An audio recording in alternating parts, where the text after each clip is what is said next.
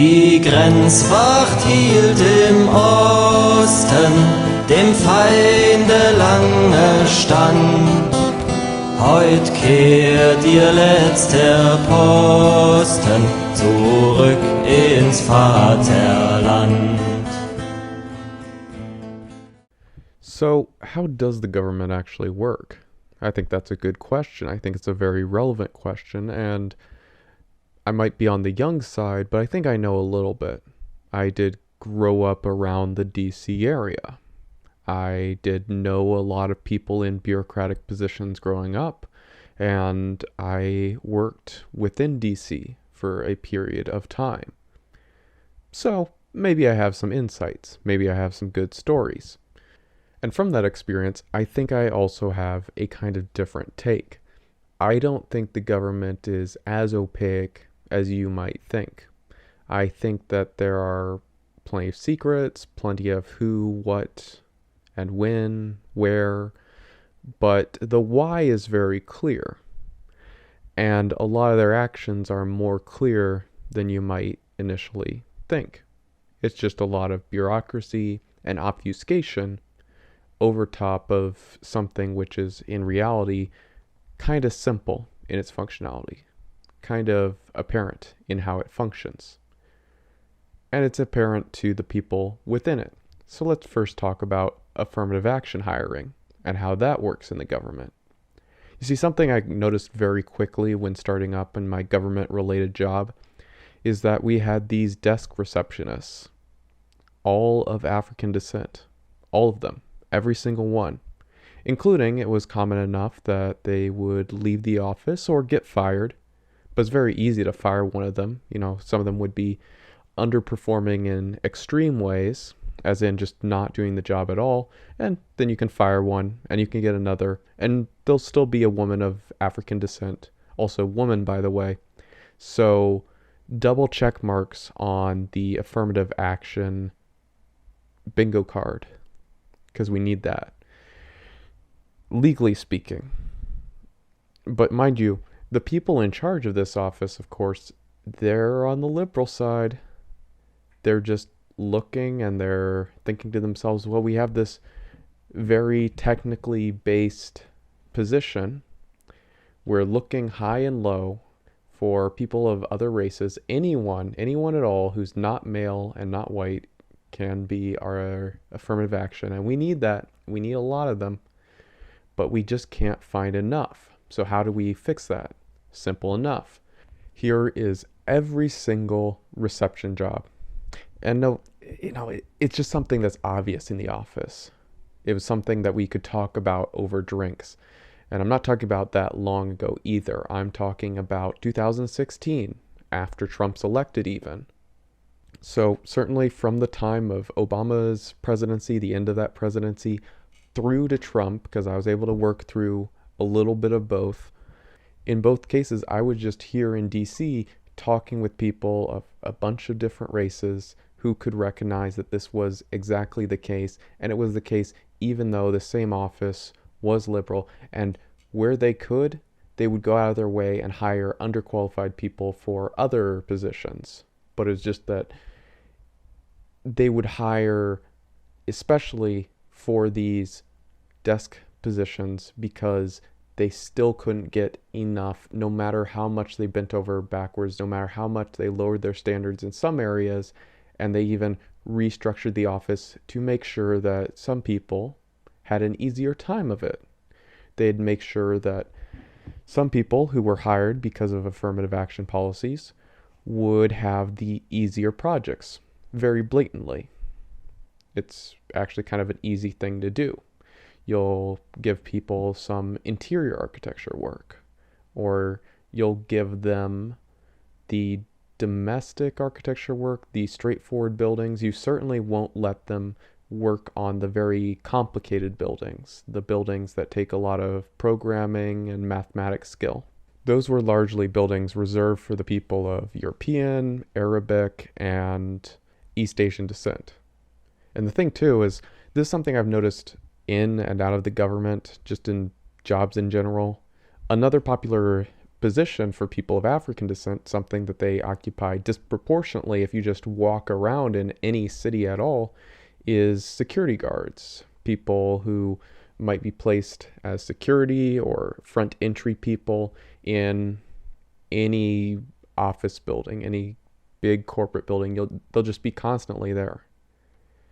And the other thing to highlight is not just that they are given this job, because I don't want to highlight it as limiting them in any way. No, they're given this job, not necessarily qualifying for it, but also these jobs are given away when they could be occupied by a Western person very easily. This is denying Western people jobs quite blatantly. That's how affirmative action works. It not just employs people who are not the best fit for a position, but it also denies someone who is a better fit. And simply put, if you read into it, you realize that was, from the beginning, the deliberate intention. It's just ethnic politics. It's just the interests of one group and the interest to remove from a lot of positions this other group, this group that they don't want as many of. But still, keep in mind, despite that, despite this reaction to affirmative action, this workaround, this very conscious workaround of affirmative action, despite realizing that that was a complete failure and a scam, these are still leftists who controlled that office. These are still people who think and operate and say leftist things. And they're working in the government, so they have an effect on your life. And especially, let me use this to lead into the next story. So also relating to this office, there was once a day where a homosexual man of a particularly protected ethnic group, racial group that is, he's non-white, he was in charge of this big box of government documents, designs for some government building somewhere. And this box goes missing. Weird. It goes missing under his watch. And apparently he was called in and they talked to him. He didn't lose his job though. He's fine. They didn't find the box. They never found the box. Don't know what happened. No follow-up. I don't know if anyone got punished. I never read about it in the news. It happened. Big boxes of government documents can go missing sometimes. Whatever. And I also want to mention, he's completely foreign. He's not just of this country. I believe he had another citizenship. And no, I'm not talking about the Klein. He's a different protected ethnic group, but also from the desert areas. And also, how did I actually hear about this? Because of course I was particularly young back then. So how could I possibly have heard about it? Simple enough. People gossip. People gossip a lot at these kind of government jobs. They'll say things. They'll go to bars. The bars are very full in DC. People will talk a lot, and they'll talk a lot about business. They'll just kind of share information back and forth. If one person hears something, it's probably going to make its way around the office. Even right now, if I'm in a more corporate office, the gossip is actually less from my experience. So let's take a couple notes on this. Let's note that foreigners can easily be spies, especially with the kind of policies we have. Potentially, there has never been a country in all of history as easy to spy on as America right now. The Central American narrative denies the basic interests of their own people, including a defensive, stable country. It's the narrative itself which welcomes any competition, any interests, which conflict with the interests of Western people. The consistent goal is to diminish the people associated with the history which the government at least says is so shameful to them. So in their narrative, change is always good. Anything which is less of the old American stock is good. But the simple reality is that other racial groups, ethnic groups, collectivize and they compete collectively for their benefit, in part because our federal government consciously allows that collectivization while consistently demonizing any group which might even seem to support our continuation as a people. It's been said well before that any effective conservatism was banned generations ago. You're not really allowed to roll back any progress, no matter how clear the failure of this progress has been. This is where we can see the beginning of how this government really works. It required a particular narrative, one made into the only morally allowable narrative many decades ago, and this narrative is continually reinforced in state-sponsored school, or school in general, in movies, TV, the government itself. No matter how obvious the contradictions are in all of this, it doesn't matter if so many employers I've run into have at least some sense of affirmative action being just a burden, a liability against their company, a mismatch, and a subversion of meritocracy. These people can still vote liberal, in part from greed, but most of all from a religious conviction of morality, which is the state-encouraged religion with pretty darn serious repercussions for any heresy. Repercussions including losing your job, having your name smeared by the media, being subjected to a justice system which uses this narrative to be biased against us racially. Our government happily celebrates the victim narratives of others in which Western kind are made to be the continuous villain. And they don't care at all that these narratives result in real people being hurt. They don't care that our people will be victimized, will continue to be victimized, have been victimized. They don't care that even without these narratives, multiracialism would still have problems which no country has ever really solved before. They don't care that intentionally, I think, they've made this country very easy to get into and spy on. Anyone can come in. Anyone can have their own interests. Anyone can have interests as long as they are not white positive interests. That's kind of crucial. That's been their consistent goal for a long time. You know, we've seen this government have spies, leaks, weaknesses, errors. It's very inefficient. It's filled with division. And the competitive ethnic groups within are collectivizing. Take note also that because of how leaky a system naturally is that rejects unity and has no sense of loyalty at all, well, that means that these people actually don't seem to have as many policy secrets as you might assume.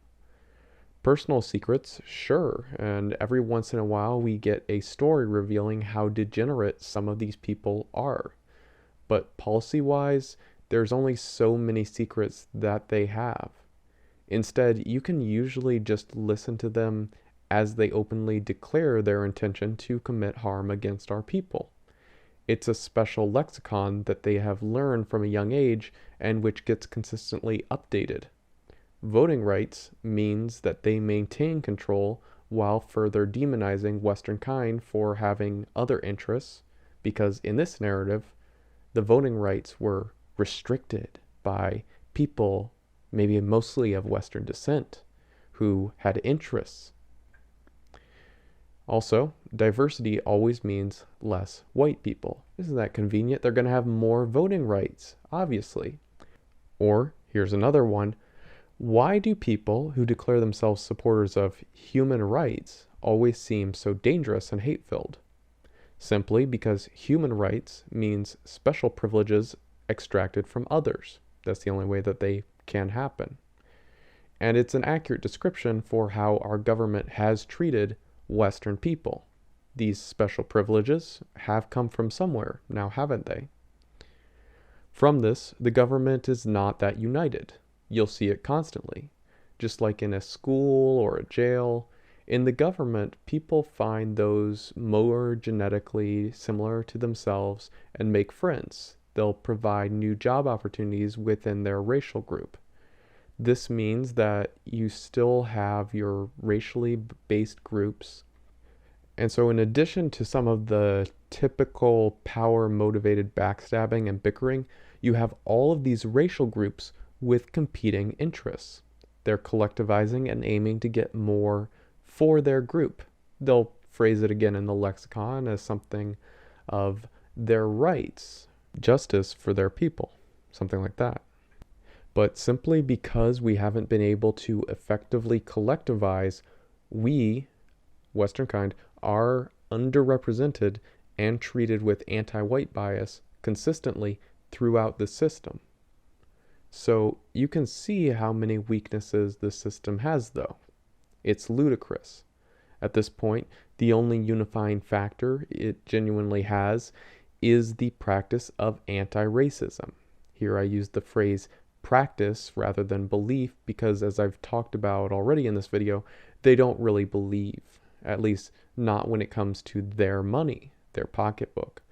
But they do use anti-racism as a practice because all it is in practice, in law, in history, is advocacy against basic Western interests. Anti-racist simply means anti-white. They never apply their completely unrealistic expectations and that animus which they have towards a people's continuation against any other people. Nothing they say to us, they would say to other races of people.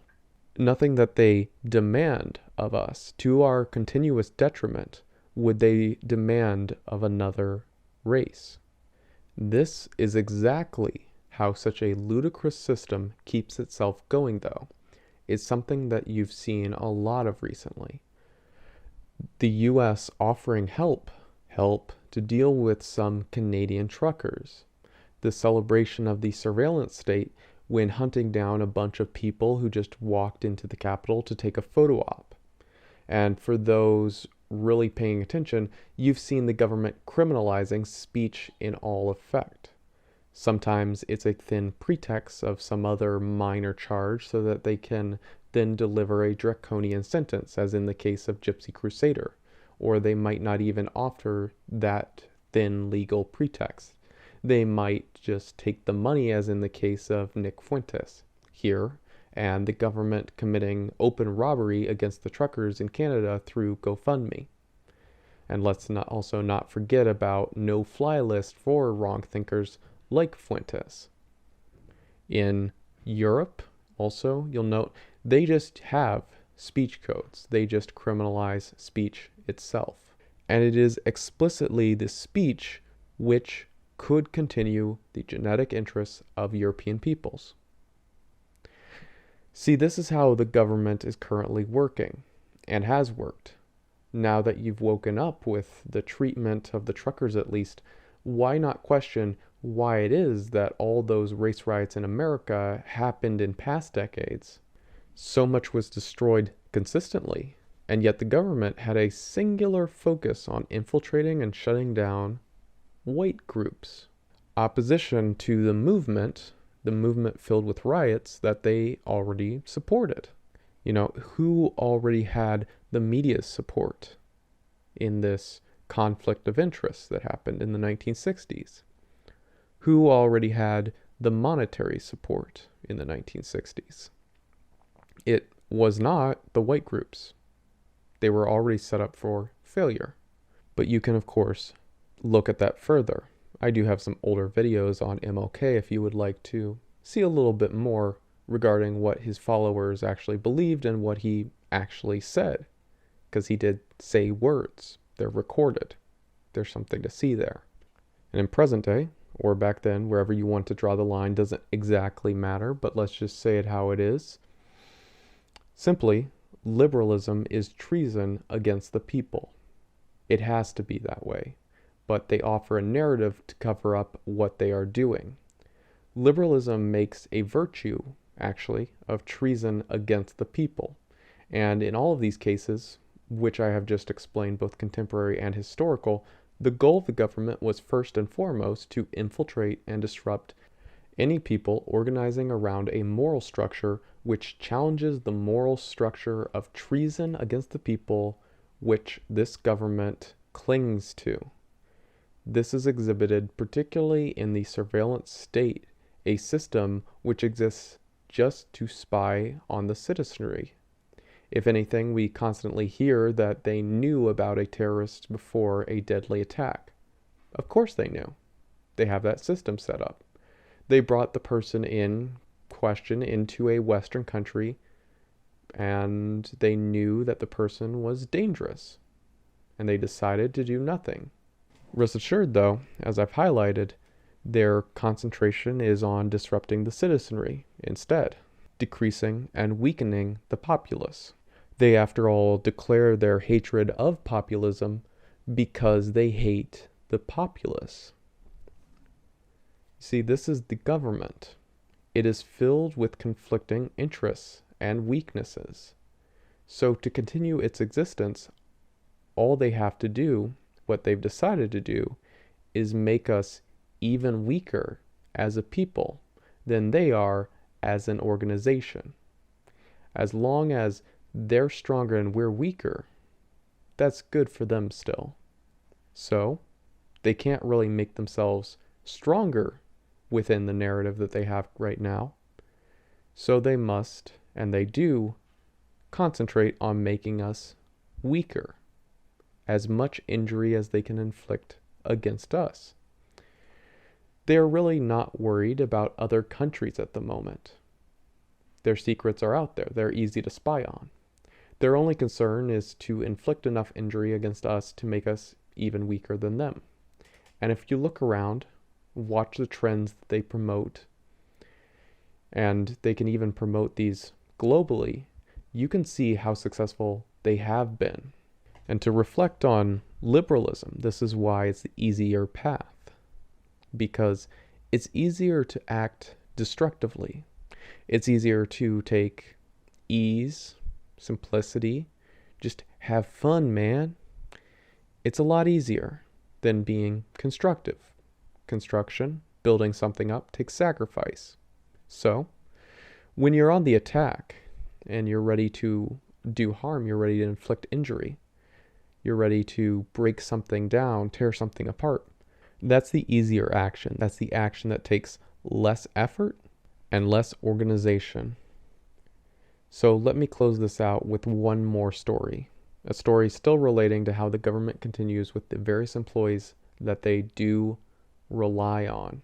And also back to the same area, though a different part of my life. Let's travel back to my school days.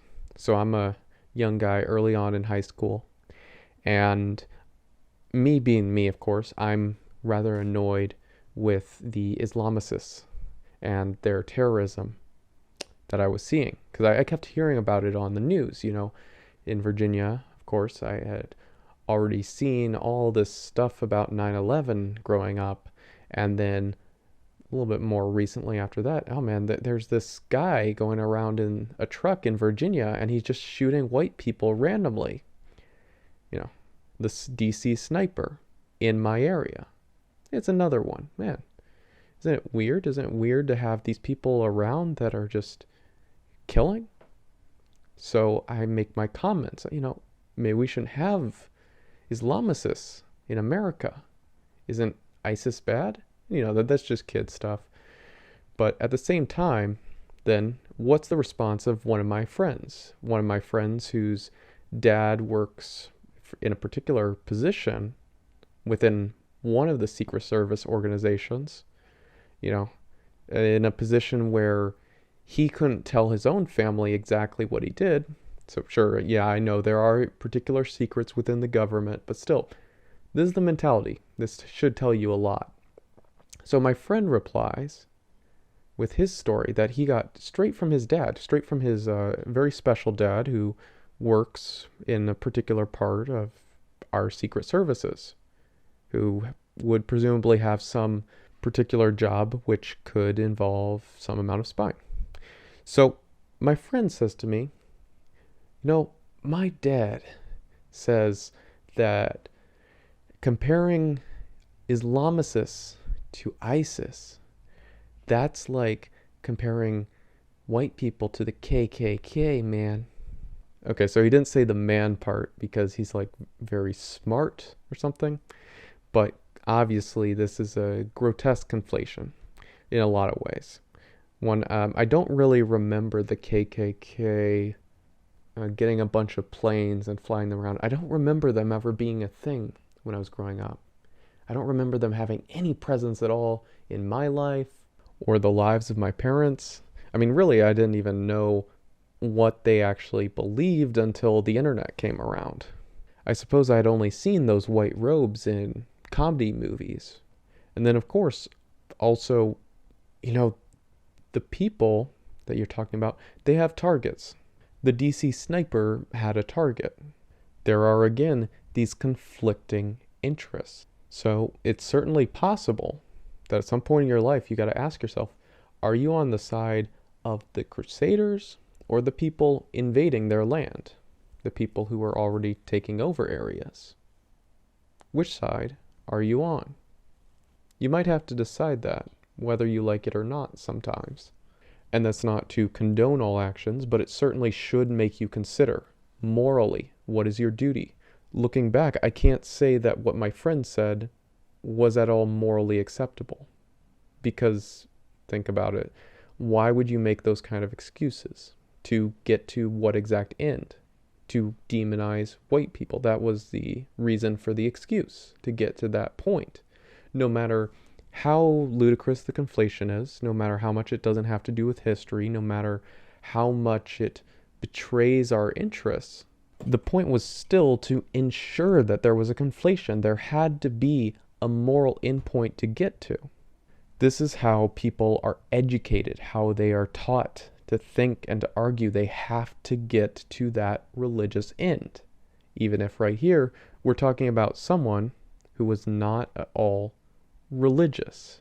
But certainly, this betrays a very obvious morality that he has taken on, that he has taught himself to get to, and he's learned from his father, his very important bureaucratic father.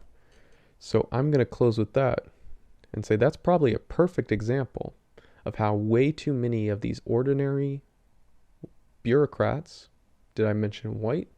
I should have mentioned that too. This man, his son, were very white. In fact, this man even married within his own ethnic group. I should mention, in Virginia, a lot of people I knew, a lot of these bureaucrats I knew, married not just white to white, but they married within their own particular national and ethnic group of European descent, and then would go on to have bureaucratic jobs while still arguing, exactly like my friend did here, that what the government was doing was A-okay because the KKK once existed. And he saw that in a movie, and they're bad. They're very bad in that movie. And it's, of course, as the government has declared many, many times over, obvious that the worst thing in the world is for Western people to have interests, to want to continue, to want to defend ourselves. The worst thing that could ever be. Ich darf nicht länger zagen, bald zwingt sie euren Sinn, nach Ostland sie zu tragen. Sie will, sie muss dorthin. Nach Ostland sie zu tragen. Sie will, sie muss dorthin.